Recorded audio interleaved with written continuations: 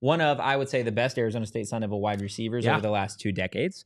Certainly the best NFL career from an ASU wide receiver in the last 2 decades. Sorry, N'Keal Harry and Jalen Strong. Hey, N'Keal made that change to tight end, all right? You're right. So he is now officially a tight end for the Minnesota Vikings. But Brandon Aiyuk, again, requesting a trade. I would argue he's a top 10, top 15 wide receiver. In that argument, in the NFL. Now, where does he go? Right? We need to find a new landing spot for Arizona State Sun Devil and current San Francisco 49ers wide receiver, Brandon Aiyuk. So let's go ahead. Let's throw up some options here. You've got the Arizona Cardinals. Could we see Brandon Aiyuk return home to the Valley? I don't know if they need a receiver, but they could. You could make the argument. There is the Washington Commanders. Yeah. Right? Of course, we know his relationship with Jaden Daniels, also a former Arizona State Sun Devil. Again, I think you can make that same question that we did with the Cardinals. Is there a need at wide receiver? Right. With Scary Terry there, Jahan Dotson, some of the other guys that they were adding. I bring up the Las Vegas Raiders because Antonio Pierce, his connections to Arizona State. Again, there is conversation about Devontae Adams and his place with the Raiders. I bring up the Los Angeles Chargers, not because of bias, but I bring up the Los Angeles Chargers simply because they have probably the worst wide receiver room in the NFL as it stands. And you got a quarterback that needs some wide receivers. Exactly. Yeah. And there's obviously the other category, right? Could the New England Patriots come calling after they passed on Marvin Harrison to go get Drake May? Could the Denver Broncos potentially be interested in adding a wide receiver like Brandon Aiyuk when they could potentially have a need? Where would you like to see him land? And where do you think realistically we could see Brandon Aiyuk go? I would like to see him here. And Sharon in the chat says there's always room for Brandon Aiyuk in the Valley, Eric. That's not what I was saying. I was more speaking from a fact of this guy is going to want to come and be probably your bona fide number one. And I think he wants to be paid like a one. He wants to be paid by like a one, which I don't think Monty Ossenfort and the crew wants to do this year. And he's good enough to be your number one. Okay. So this is not me indicting Brandon Aiyuk at all, but if I'm talking just football fit, you already have your clear number one in Marvin Harrison Jr. You need to feed him. You need to grow him. You need to put him in that role because you drafted him to be that guy. You cannot come in and say somebody else is going to be the guy. Michael Wilson is set to make a massive leap in year 2. Really good prototypical build and everything like that as well. And our main man, Greg Dortch, as well. And so you have kind of your receiver room in Arizona is not in desperate need of a number one right now. And I think for his sake, you don't want to have him come back to the Valley and it not be a good fit and everything like that. And, he wants to get paid, whatever. He deserves to get paid. He deserves to be a number one. I love the idea of him going to a team with a young quarterback that needs a wide receiver, or maybe a middle-aged quarterback, Justin Herbert, although probably he could have stayed in school if he wanted 7 years of eligibility. But looking like a Bo Nix in Denver, right? I think that's a great spot. And I think that for somebody like Aiyuk, it gives him a chance to say, I can elevate the quarterback play around me outside of San Francisco. And the offense as a whole. Right. Outside of San Francisco, where there's so many weapons. Because I'm sure that's part of what San Francisco was. Yeah. We say, listen, we're just going to draft Ricky Pearsall and call it a day because we have all these other weapons as well, like surrounding you. So I would like to see him in Arizona in a perfect world, but I just think with money and power dynamics, with having a top 4 pick at wide receiver, I just don't think that works out. See, and I understand that. Again, I'm with you. I think bringing Brandon Aiyuk back home to the Valley would be phenomenal. I disagree a little bit with the sentiment that you can't bring him in simply because you drafted your number one wide receiver with the 4th overall pick. Let's not forget Marvin Harrison Jr. has not played a down. I agree. In the NFL. And you look at those Ohio State wide receiver rooms, right? Marvin Harrison Jr. wasn't always the one. He played in a room with Chris Olave, Garrett Wilson, Jackson Smith, and Jigba. Like, it was a loaded wide receiver room there. It's not a comment on Marvin Harrison Jr. would be unable to play with Brandon Aiyuk or vice versa, or that they wouldn't be a fantastic tandem. It's more, is that something the Arizona Cardinals want to do? Because they're kind of playing with house money this year. They're going to have so much cap space going into next year. I don't know if they want to tie a long-term deal to a room where they're already getting a super cheap deal. But that's the thing. You already have a super cheap deal. But that's the thing is, you might want to just see Marvin be the guy.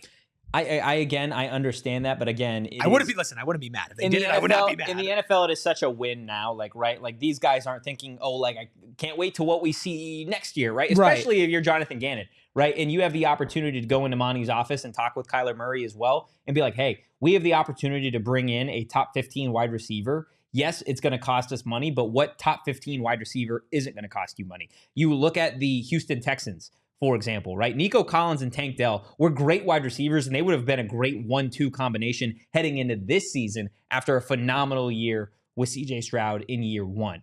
But what did they do? They went and found a way to go get a top 15 wide receiver in Stephon Diggs. Yes, he costs money. Yes, you could argue that the Houston Texans are a little bit further along in their process of success than the Arizona Cardinals. But at the end of the day, you do whatever you can right now to go win a chip. Now, I would like to see him end up on the Arizona Cardinals. Do I think that's where he ultimately goes?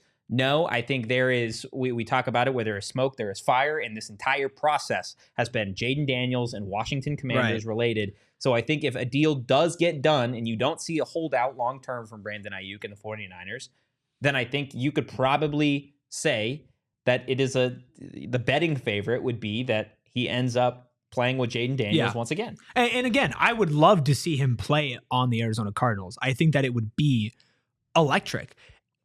I would want to make sure with him, though, that he's okay.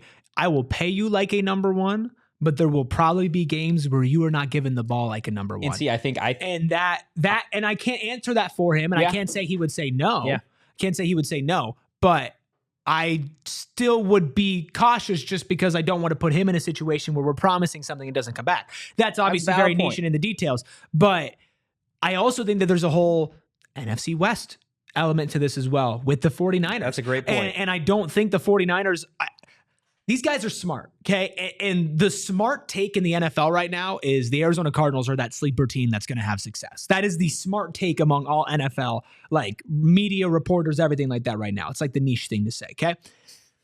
If you don't think that Kyle Shanahan is uniquely aware of what is going on over here and being afraid to elevate that to be a massive threat immediately when they still have not gotten the job done, I think that also stops it. So then you look at a team on the other side of the country with his old college quarterback that I think is, if you're talking about wide receiver need, I would say the Commanders have more of a wide receiver need than the Cardinals do, considering the Cardinals also have basically a wide receiver in form of tight end and Trey McBride as well. So Washington, I think, would be almost like a perfect fit for that, just because I see that you're not an NFC West team, and it's a team that he's going to go and he's going to be clearly the number one over there with a quarterback that he has familiarity. I don't think he would clearly be the number one. I think he would clearly. I think Scary Terry is the best. And if we're talking, and again, this is something that goes now deeper into the Cardinals conversation.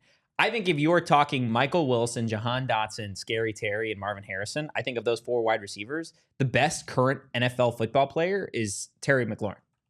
And I agree. But I'm talking about all of my points are basically more about like the future. Yeah. But again, right? Like, you can't really gamble on your future in the NFL. Listen, I like Terry a lot. Terry McLaurin is a better NFL wide receiver right now than Marvin Harrison Jr. No. I'm talking about Brandon Aiyuk. Okay. You think Brandon Aiyuk is better than Terry McLaurin? I think Brandon Aiyuk would go into Washington. Are you trying to play the numbers game? I'm going to play the numbers game. Okay, we'll play the numbers game with you. I've got both numbers up right now. Okay. Terry McLaurin last season, 79 receptions, 1,000 yards, barely, 1,002, 4 touchdowns. How many games did he play? Last year, where are your games played, bud?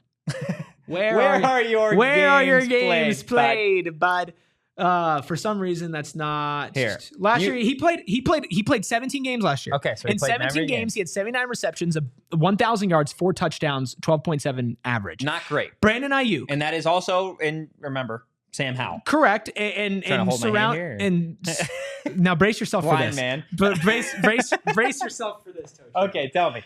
Brandon Aiyuk tore it up last year. Brandon Aiyuk last year in 16 games played. Now, granted, surrounded by a lot more talent, but again, a lot of people to take numbers away from him. 75 receptions. That is 4 less than Terry, but 1,300 yards, which is 300 more than Terry, 1,342. 7 touchdowns, which is 3 more than Terry, and an average of 17.9 yards per reception, which is about 5 yards more per reception than Terry, all in 1 less game played. Yeah. So if you add one more game, he's probably going to get those 4 receptions past Terry. You might get you might even get up to, depending on how good of a game he has, to 1,500 yards for a season, add a touchdown. Like, I think Brandon Aiyuk would go over there, especially with like a rookie quarterback who's probably looking for his safety blanket. Yeah. And that's going to be somebody who's been in the NFL, but has also played with him. I think Brandon Aiyuk would be a number one. It'd be a great fit. And it would probably be one of the best wide receiver duos in the NFL. Mm-hmm. Even if he went to Arizona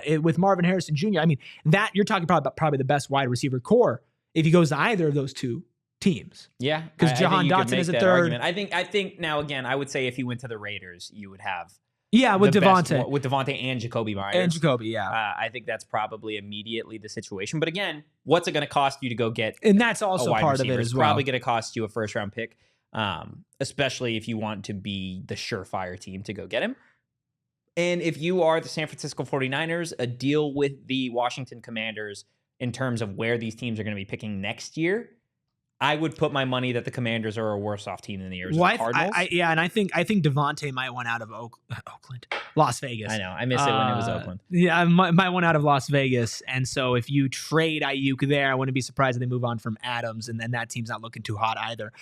I would say Chargers, if you get probably more from them because they're a little bit more desperate to win now and to put a massive, like, clear number one wide receiver in their room. And I just don't know if that front office is willing to part ways with a first-round pick when their entire mentality is a ground and pound. Right, but I think that you could see them wanting that. And so I think the Chargers would probably be the team most likely to overpay. And then I think that Washington and Las Vegas would probably be the 2 most likely targets. But the reality is it's probably going to be a team that we're not even talking about right now. No, you're absolutely right.